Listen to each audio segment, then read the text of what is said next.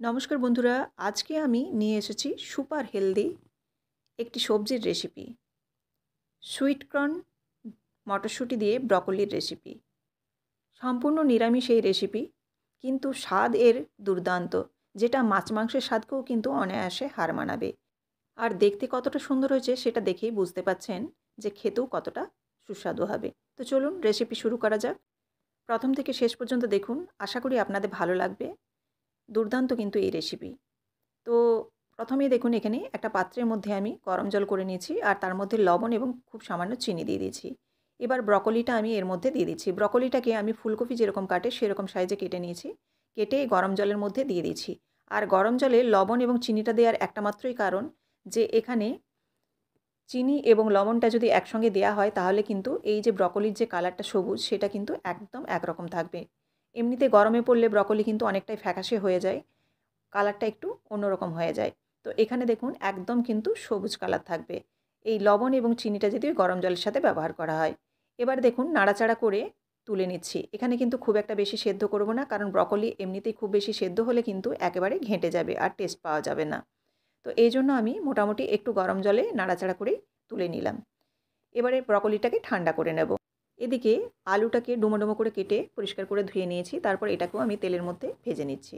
খুব কম তেলের মধ্যে এই আলুটাকে একটু লো ফ্লেমে ঢাকা চাপা দিয়ে ভেজে নেব। এর মধ্যে আমি একটু লবণ দিয়ে দিচ্ছি যাতে আলুটা সেদ্ধও হয়ে যায় ভাজার সাথে।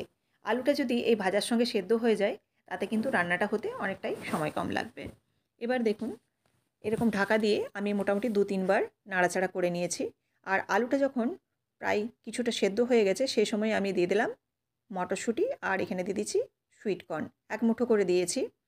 দিয়ে এটাও নাড়াচাড়া করে নেব ১ মিনিটের মতো। সুইট কর্ন এবং মটরশুঁটি খুব একটা কিন্তু বেশিক্ষণ ধরে ভাজবো না।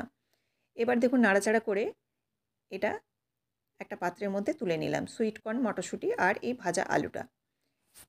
এবার এই যে কড়াই, এই কড়াইয়ের মধ্যেই আমি এবার ব্রকোলিটাকে ভেজে নেব। তো ব্রকোলি ভাজার জন্য মেইন হচ্ছে জিনিস যেটা, ঘি বা বাটার। ব্রকোলি যে কোনো রেসিপি বানান না কেন তাতে এরকম গরম জলে একটু বাঞ্চ করে নেবেন।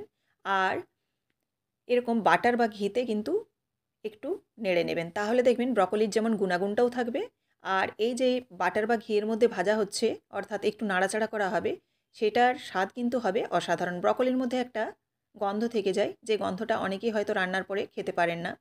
তো অবশ্যই এরকম ঘি বা বাটারে নাড়াচাড়া করে নেবেন। আমি এখানে বাটার দিয়েছি, বাটার দিয়ে দেখুন ১ মিনিটের মতো নাড়াচাড়া করে নিচ্ছি। ব্রকোলিটা কিন্তু খুব একটা বেশি সময় ধরে আমি কিন্তু ভাজবো না। যে কোনো সবজিরই অতিরিক্ত ভাজলে কিন্তু তার গুণাগুণ চলে যায়। যেহেতু আমি হালকা গরম জলে ভাপিয়ে নিয়েছি, সেজন্য কিন্তু এখানে বাটার দিয়ে নাড়াচাড়া করেই তুলে নিলাম। ব্যাস, ব্রকোলিও রেডি হয়ে গেল। এবার আসছি মূল রান্নাতে। এখানে দিয়ে দিচ্ছি আমি সাদা তেল। আর এই রান্নাটা প্রথমেই বলেছি যে নিরামিষ হবে, সেজন্য আমি এখানে সাদা তেল আর এখানে দিয়ে দিলাম 1/2 চামচের মতো ঘি। দিয়ে এখানে 2টো টমেটো দিয়েছি। যেহেতু নিরামিষ রান্না সেহেতু কিন্তু টমেটোটা একটু বেশি পড়লে স্বাদটা কিন্তু অনেকটাই ভালো আসবে। টমেটোটা দেওয়ার পর এর মধ্যে দিয়ে দিচ্ছি আমি আদা বাটা। এখানে কিন্তু আমি কোনো রকম ফোড়ন ব্যবহার করিনি। আদা টমেটো দিয়ে একটু নাড়াচাড়া করে এর মধ্যে আমি 2টো তেজপাতা দিয়ে দিচ্ছি ফ্লেভারের জন্য। তেজপাতাটা আপনারা তেলেও দিতে পারেন। তো দেখুন তেজপাতাটা দেওয়ার পর আমি দিয়ে দিচ্ছি এখানে লবণ। লবণটা দিলে এই টমেটোটা কিন্তু খুব তাড়াতাড়ি নরম হয়ে যাবে। সেজন্য এখানে আমি লবণটা পরিমাণ মতো দিয়ে দিলাম। দিয়ে দিচ্ছি হলুদ। আর এখানে দিয়ে দিচ্ছি কাশ্মীরি লঙ্কার গুঁড়ো একটু কালারের জন্য। এই তেলের মধ্যে হলুদ এবং কাশ্মীরি লঙ্কার গুঁড়োটা দিলে কিন্তু কালারটা দুর্দান্ত আসবে। সেজন্যই কিন্তু এই তেলের মধ্যে আমি দিয়ে একটু নাড়াচাড়া করে নেব 30 সেকেন্ডের মতো। নাড়াচাড়া করতে করতে দেখুন টমেটোটা কিন্তু অর্ধেক প্রায় গলে এসেছে। এবার এর মধ্যে দিয়ে দিচ্ছি জিরে গুঁড়ো আর ধনে গুঁড়ো। ঘরোয়া সমস্ত উপকরণ যেগুলো আমাদের হাতের সামনেই থাকে, সেই উপকরণ দিয়ে কিন্তু এই দুর্দান্ত রেসিপিটি হয়ে যাবে। তো ধনে জিরে গুঁড়োটা দিয়ে এবার কিন্তু মশলাটাকে কষাতে হবে। টমেটো প্রায় অর্ধেক সেদ্ধ হয়ে গেছে, এর মধ্যে এবারে জল দিয়ে দেবো মশলাটা কষানোর জন্য।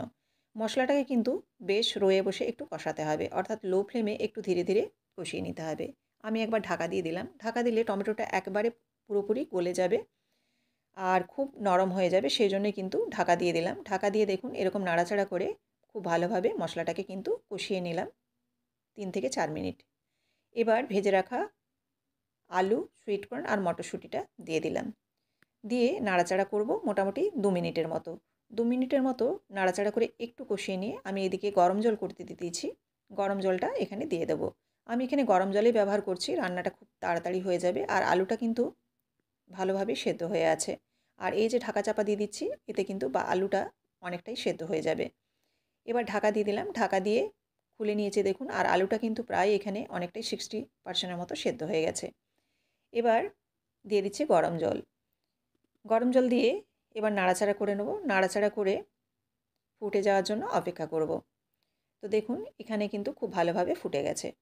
আর ফুটে যাওয়ার পরেই কিন্তু এই ব্রকলিটা দিয়ে দেবেন না, একটুকু গ্রেভিটা ঘন করবেন, শেষের দিকে ব্রকলিটা দিতে হবে। ব্রকলি যদি অতিরিক্ত পরিমাণে সেদ্ধ হয়ে যায়, আগেই বলেছিলাম যে ঘেঁটে গেলে কিন্তু ব্রকলির স্বাদ থাকবে না। ফুলকপি কিংবা ব্রকলি যদি ঘেঁটে যায় তাহলে কিন্তু স্বাদ অনেকটাই কমে যায়। সেজন্য দেখুন আমি শেষের দিকে দিলাম, আর দিয়ে একটু নাড়াচাড়া করে নিচ্ছি। নাড়াচাড়া করে এবার এর মধ্যে আমি দিয়ে দেবো খুব সামান্য চিনি।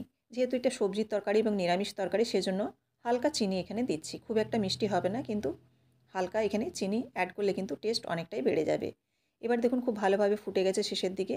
আর নামাবার আগে আমি ঘি আর গরম মশলা দিয়ে দিলাম, যেহেতু নিরামিষ তরকারি। ঘি গরম মশলাটা দেওয়ার পর এখানে আরও 1 মিনিট নাড়াচাড়া করে তারপর গ্যাসের ফ্লেমটা অফ করে দেবো। তো দেখুন কতটা কালারফুল হয়েছে আর দেখতে কতটা সুন্দর। ঘরোয়া রান্না, খুব একটা কিন্তু তেল মশলাও সেরকম লাগে না। আর ম্যাক্সিমামটাই কিন্তু দেখুন বাটারে রান্না হয়েছে। তো অসাধারণ এই রেসিপি খেতে লাগবে। তো আপনারা অবশ্যই কিন্তু এভাবে একবার হলেও ট্রাই করে দেখবেন। দেখুন কতটা সুন্দর এবং কতটা লোভনীয় হয়েছে দেখেই বুঝতে পারছেন। তো চলুন একটা সার্ভিং বোলে রেগুলারের মতো আমি রেডি করে নিই। তো রেসিপিটি আপনারা আশা করি দেখলেন। দেখে যদি ভালো লেগে থাকে অবশ্যই লাইক, কমেন্ট এবং শেয়ার করবেন। আর এইরকমই প্রত্যেক দিন বিভিন্ন ধরনের রেসিপি দেখার জন্য অবশ্যই চ্যানেলটিকে সাবস্ক্রাইব করে বেল বাটনটি প্রেস করে দেবেন। বেল বাটন প্রেস করলে আমার রান্নার সমস্ত নোটিফিকেশন সবার আগে কিন্তু আপনাদের কাছেই পৌঁছবে। তো দেখুন সুইট কর্ন দিয়ে, মটরশুঁটি দিয়ে এই আলু ব্রকলির রেসিপি কিন্তু অসাধারণ একটি রেসিপি, যেটা নিরামিষ অথচ অসাধারণ সুস্বাদু। আবারও দেখা হচ্ছে আগামীকাল। ধন্যবাদ।